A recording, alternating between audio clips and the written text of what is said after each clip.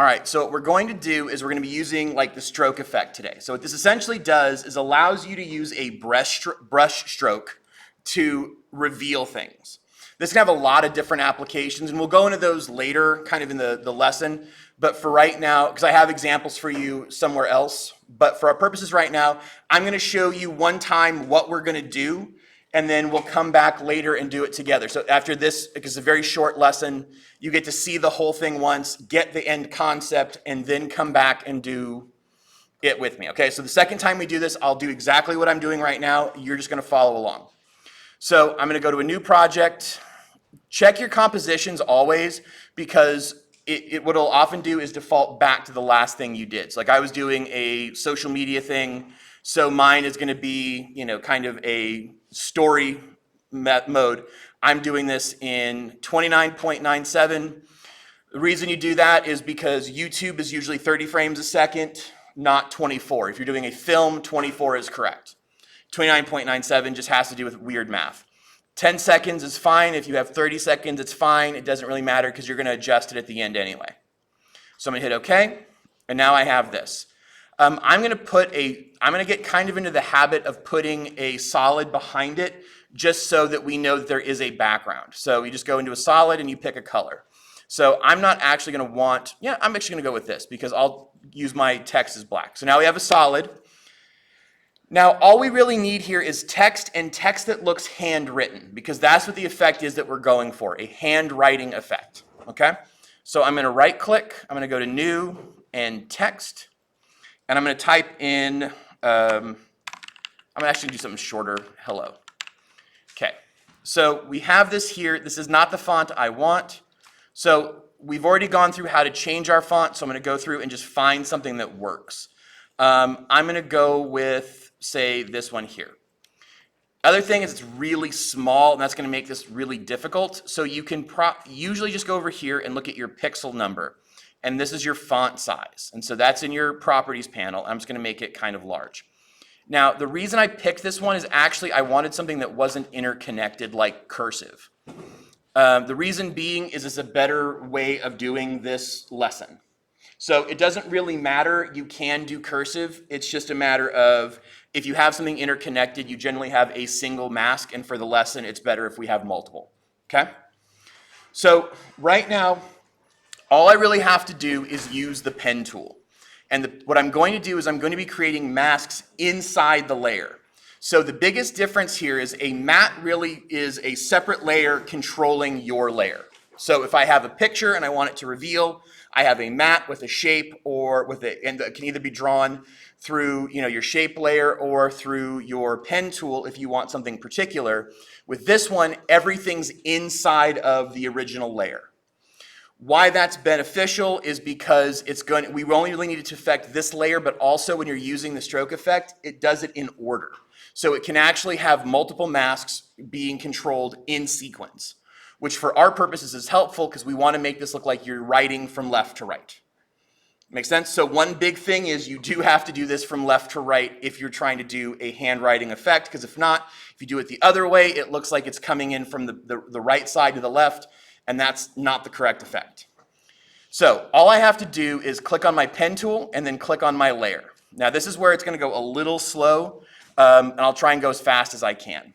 So the first thing is you don't have to be exactly on top. You can kind of start off here and just go. Now I've made one mask, right? That's it. Now we have a mask built in. So if I go into my layer and I look, you can see that there are now masks, okay? And you can have multiple.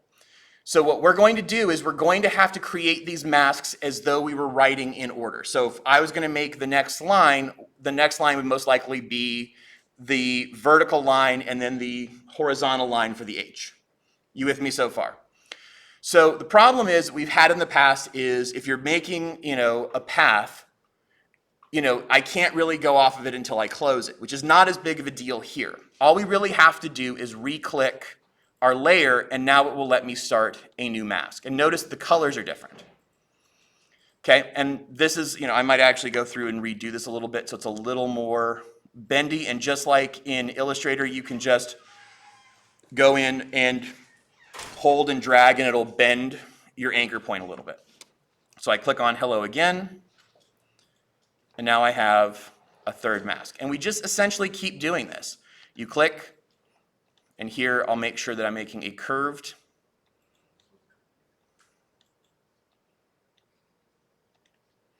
And then here's, click on here again. Click on here again. Now notice you're not really seeing anything, and that's because we haven't added any effects yet.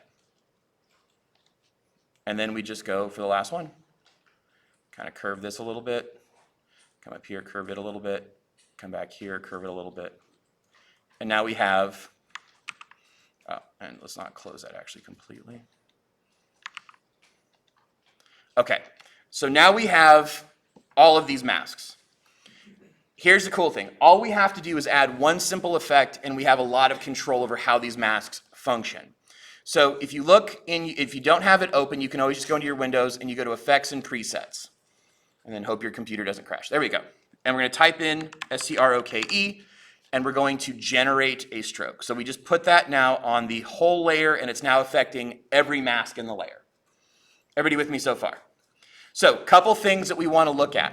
First off, it gives us a new panel over here. And so a lot of times with effects, you will have a separate panel that has been built to control those effects. And you can do that and you can actually build those yourself when you're making something. So one of the things here is we have color, which doesn't really matter per se, but we do want to click on all masks. And that way it's not affecting a mask, but every mask. And then notice it says stroke sequentially. That means that it's going to go from the first mask and it's going to follow the path that you drew. So think of it though you were handwriting, it's following your handwriting. So here's where we have to pay a little bit of attention. We're going to go off of here and we're going to go to Reveal Original Image. Now you'll notice that you can't see anything but the masks anymore. The original image is now gone. Because part of the problem is it isn't revealed, it's being hidden. The reason why it's being hidden is because the brush size is so small, you can't see it. So the next thing we have to do is essentially bring up our brush size until we can see. Now we have to be careful not to go too far because then it'll start to move into other parts of it. So, you know, if we know that we're hitting here and we see it start to stop growing, that's our stop point. And we can always adjust this throughout. So if we run the animation and we're like, hey man, that doesn't look right, change the animation. And I'll show you how to do that right now. So for our purposes, we have a start point and an end point, but we can just use our end point here. And this is where we're going to make some keyframes. So I'm going to take this down to 0 and notice it disappears again. But it disappeared in sequence. So if I go back and I go, go back to my end point and I go here, you'll notice now it's drawing. I set a keyframe. I'm going to go 1 second ahead. And I'm going to make another keyframe here. And then if I play it, and if I think that's too fast, I just do what, and I can look down here. I have under my effects tabs. Now I can go in and open up everything. And I can adjust my keyframes. So now if I want it a little slower, hit N to end my animation, and I could export this right now. Does everybody get, to some extent, like the general concept here? What's cool about this is anything that's in here can be used this way. So if you put a so the next thing we're going to do is a logo reveal where you're going to take a logo from wherever and you're going to use this to try and make it reveal. So like let's say you have the McDonald's logo, you could just simply have the arches reveal in order because you're drawing the path. There can be a lot of more complex ways of doing that by doing multiple masks, but this is how we would do it. So we'll go ahead and stop here, and I will go back and edit this.